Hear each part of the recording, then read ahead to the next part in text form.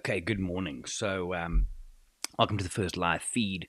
The idea with these came after, I think after my recent US visit, where so many of the people, all walks of life, they they have their own show, if you will. And over the last few years, 12 years since starting Wild Eye, I I've been looking at content, how to get message out there, how to share. I enjoy I enjoy the process of creating. I enjoy the sharing, and more than anything, the adding of value. And with my coaching business that I started about a year ago, no more, year and a half ago now, my coaching practice, I've set out to try and also give, like they say, no cost to consumer value. And that's the newsletter. That is some of the posts I do on Instagram, but also things like this. So moving forward, every Friday morning, this is the idea. I'm going to go live for about 30 minutes, 35 minutes, some Q&A time. And I'm going to schedule these in advance and look at various aspects of life. Like next week, for example, I want to talk about anxiety and habits and how it's very easy to go down a habit loop, which keeps you in anxiety. So every week, different topics about humans being human, the human condition, if you will, how everything from goal setting to anxiety, depression, to being better, to physical fitness, mental fitness, the whole vibe. So in order to just to get this going, and this first one here for me is more of a test drive, you see. So I have taken some time and I've gotten all the necessary software. I've gotten all the necessary hardware. So hopefully the audio is good on this. The video should be good. This is the test drive, and I thought just to get the ball rolling, I was gonna look at and simply calling it getting out of your own way. Now it's something I've been working on for a while. It's an ebook I'm putting together, and in there I look at the different parts of how to be better and different. What would the word be? Different philosophies, principles that you can use in your everyday life to not only feel better, but also be better. And getting out of your own way is something that stuck. I heard it on a podcast many, many years ago, and it always stuck with me. And when I started the coaching practice, it keeps on coming up in different shapes or forms. How, and this might sound cliched, and I'm sure some of us will, but how the only thing holding you back is you. Now we hear this, but what does it mean? Now, the most common example I often give for something like this is that if I'm going to run a marathon, right? I have this goal. I'm going to run a marathon. And I will then say to everybody, because I've been told that if I share my goals with people, it holds me accountable. And there's a bigger chance that I would actually do that thing. So I'll go around, I'll tell my mom, I'll go online, I'll tell friends, family, I'm going to run a marathon.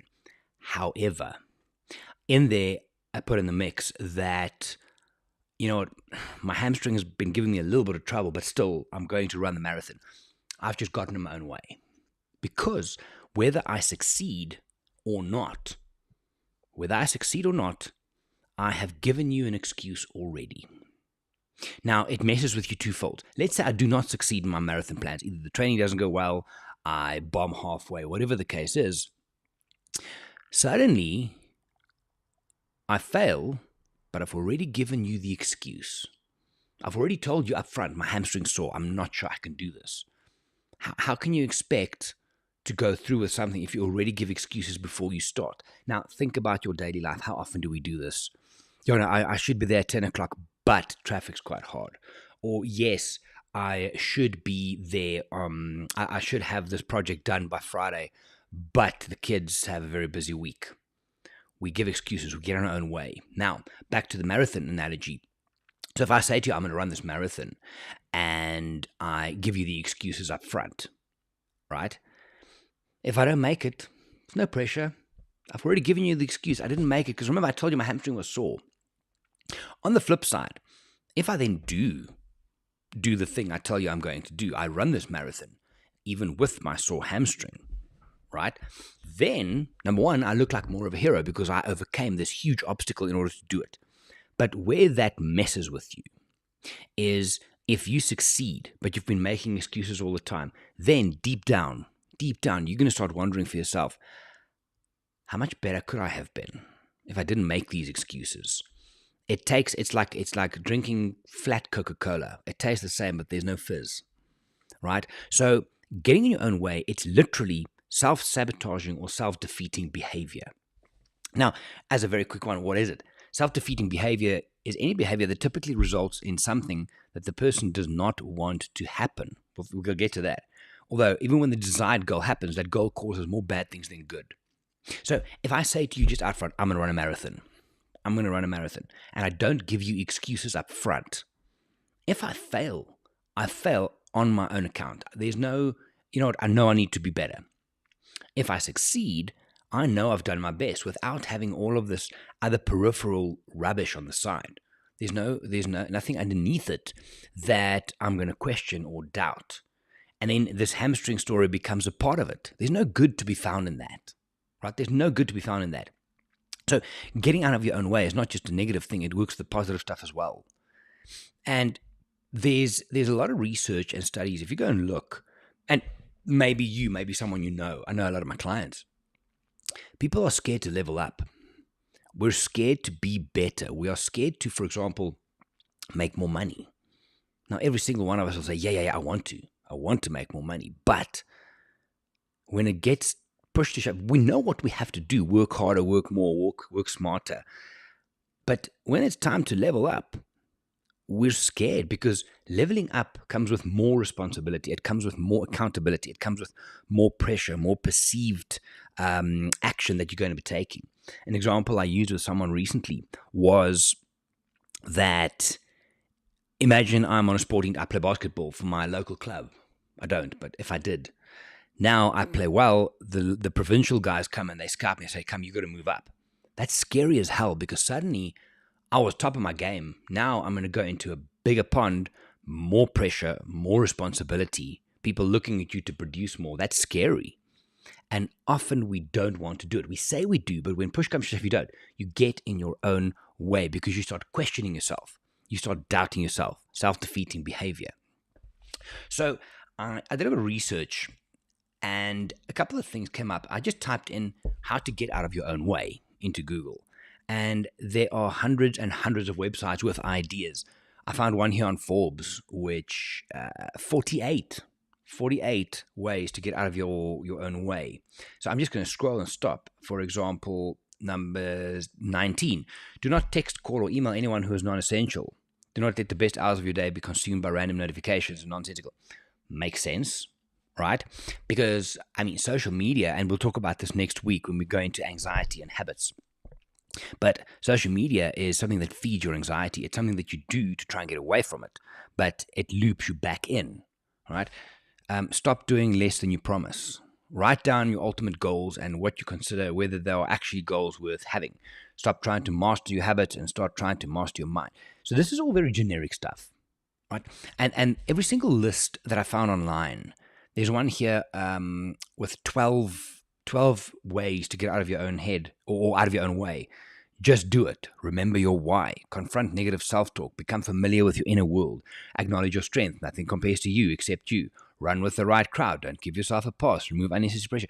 By the time you are looking to go through a list like this and actually be better, it's just general. And then you keep scrolling, and at the bottom of the website, they're trying to sell you a calendar, which is going to help you with this. So if we cut down to the basics of what it is to get out of your own way, first of all, honesty. That's a real thing. Honest with yourself. And a lot of people don't want to be told how ugly their baby is. Nobody wants to tell you, hey, listen, John, you need to work on this. You're not very good at this. We don't like hearing that. In today's world, it's even more difficult because we get offended if someone don't agree with our point of view or how we see things. So breaking it down to basics, right?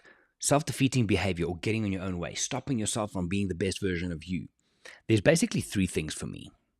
First, procrastination, then rationalizing, and then catastrophic thinking.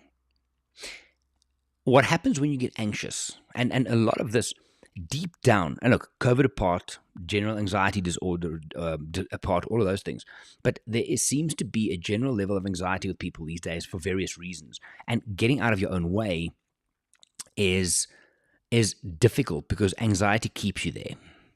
So now When you start thinking about, I want to do this, I want to achieve this, that causes you anxiety deep down. You might not feel it at a surface level, but somewhere in there, you're causing stress to yourself. So procrastination, rationalizing, and catastrophic thinking, those things keep you there. Now, when we get anxious about anything, and more on this next week though, is anxiety makes us pull back. It makes us pull back from conversations, from situations, from thoughts.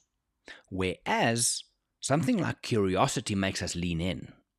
So I've spoken to quite a few clients this week, funny enough, where the idea of, if you start getting anxious thoughts, if you start getting maybe depressed, maybe even if you're struggling with some sort of addiction, is get curious about it. Again, anxiety makes you pull back. Curiosity makes you lean in. You start getting curious about something. You start exploring it. You find out what you need to know. You find out the good, the bad, the ugly. And just that context will help you to process things differently. Now, procrastination, the first one of our kind of triad that's going to keep you in your own way, so to speak. Now, procrastination is if you feel you need to reach a certain goal, you want to ask for a raise, you want to ask that guy or that girl out, you want to start your own business, you want to start the road of physical health, physical fitness, we procrastinate. Why? Because you're in your own way. You procrastinate because you don't trust yourself, you doubt yourself, you don't believe you have the resources around you, the people to support you. So procrastination is a very easy way for us to just, I'm busy, I don't have time now. You're never going to have time. You're going to make time. Always said that. But procrastination is a big one where it keeps us back. It holds us back. Rationalizing. Number 2.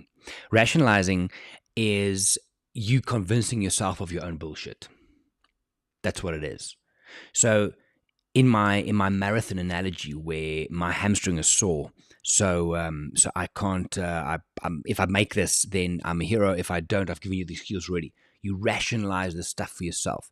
If you have a side hustle that you want to start, but you haven't gotten there yet, you'll rationalize your way out of it to make yourself feel better. Yeah, but I couldn't have started it yet. It's just, it was December and I had to focus on home and the kids and this and that. We do this. We all do this. We stay in our own way by rationalizing our way out of difficult situations, and often not even difficult situations, just situations that you want. You want to start a side hustle. You want to start the physical fitness journey. But instead of getting out of your own way and just starting, you rationalize it to make yourself feel better about it. And in catastrophic thinking, that's a biggie because we will always default to the worst. Like, I'm getting back into public speaking quite a bit now. Just back from the US from a nice tour there, looking at October again, excited. And Cape Town in November, by the way, different.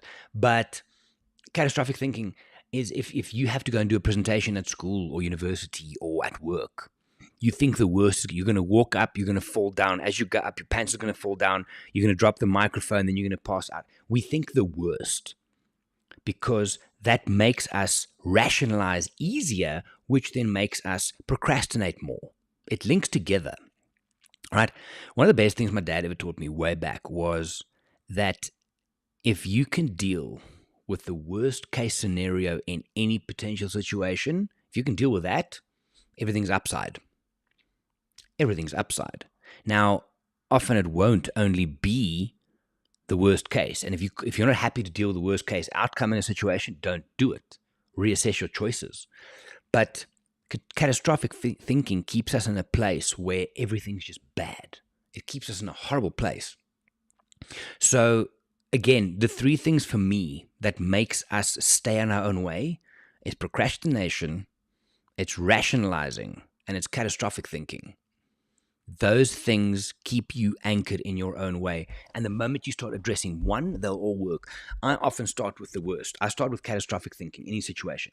If I find myself in my own way, and it takes an awareness, it takes a good hard look in the mirror and say, Jerry, listen, dude, you need to get out of your own way.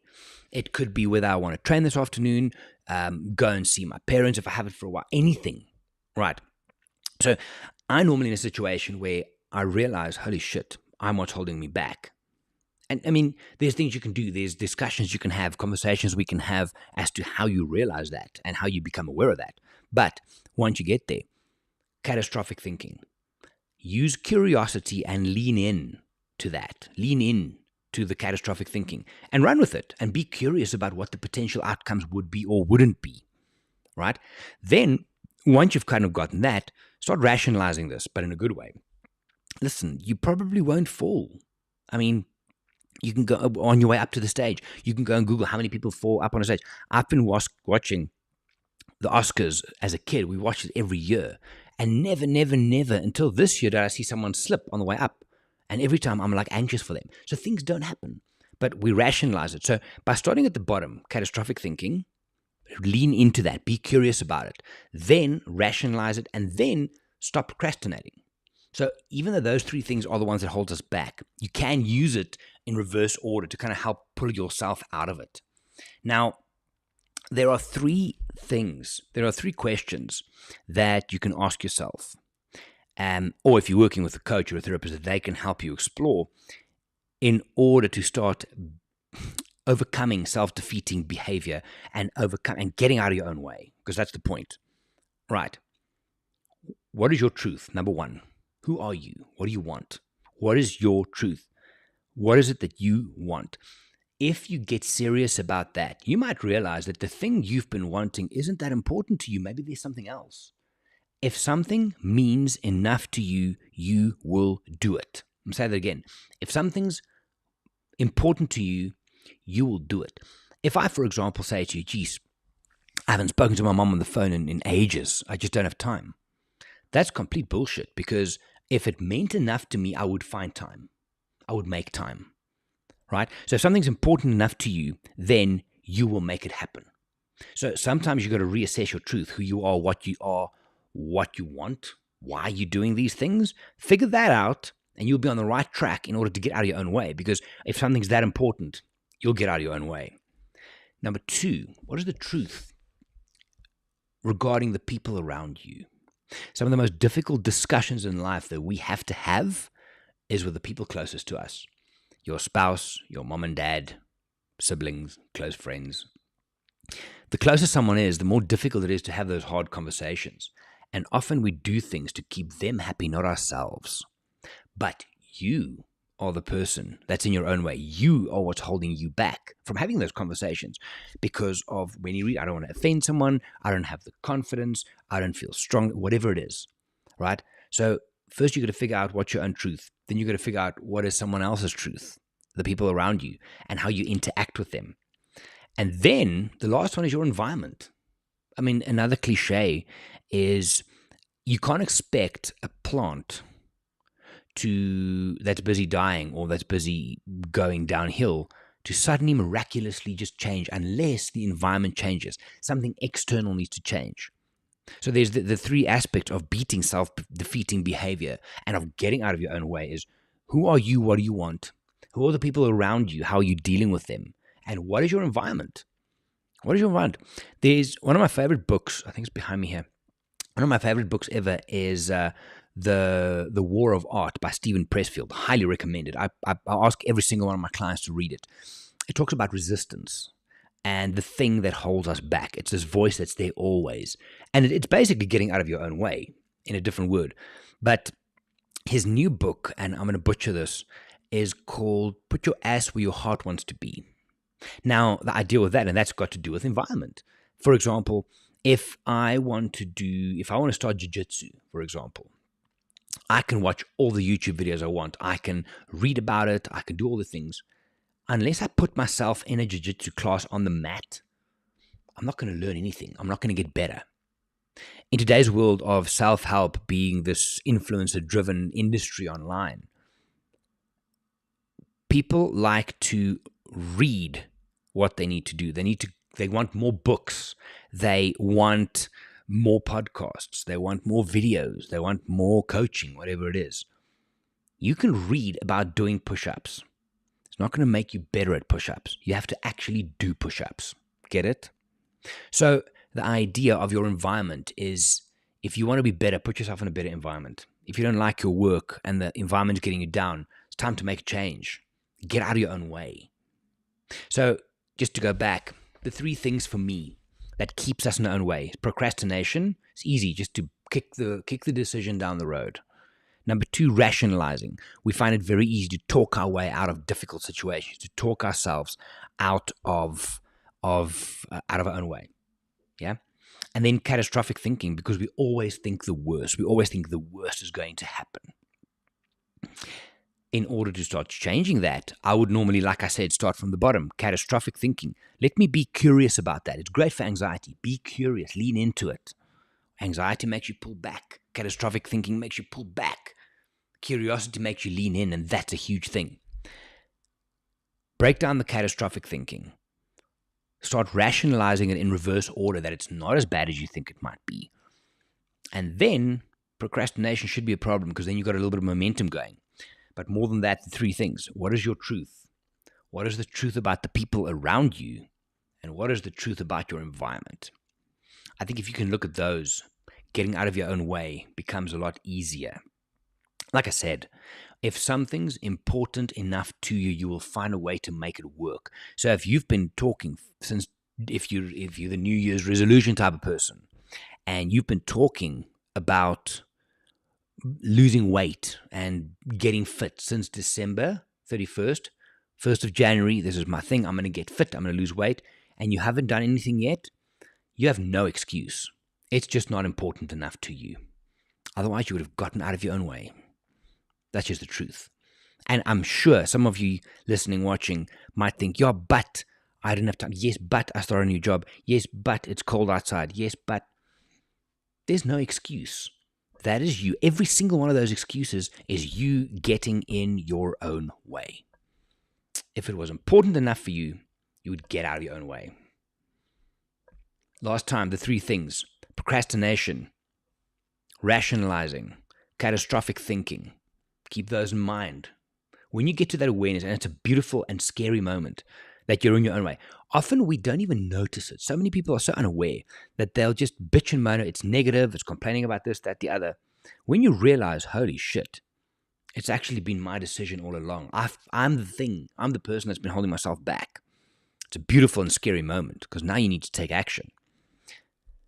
Your truth, the truth about the people around you, and the truth around your environment. Add those things together, and you'll be on your way. Getting out of your own way. There's many methodologies, philosophies, approaches that we'll be digging into the next few weeks moving forward. But every single one of them has to do with getting out of your own way. If you want to be better, you need to get out of your own way. If you want to improve, you need to get out of your own way. Relationships, works, fitness, mental health, take your pick. Anyway, if you have any questions, please get in touch. All the details are always in the description here. And then next week, Friday, same time, 5 o'clock Central African time, I will be looking at, and we're going to talk about anxiety and habits, and how anxiety fuels habits, and how sometimes habits fuels anxiety, because that's an important thing. So we're going to do a bit of a deep dive onto the whole anxiety thing. More than likely a few of those coming up, because there's so many different aspects to it. But anxiety and habits, and how habits feeds anxiety. Guys, thank you for watching. This is fun. I'm going to keep doing these every Friday. If I'm going away traveling or something, if I can't do them remote, I will be recording them in advance. But any questions, let me know. Otherwise, I will chat to you next week. Take care of yourself, and don't forget to be awesome. We'll chat to you next time. Bye for now.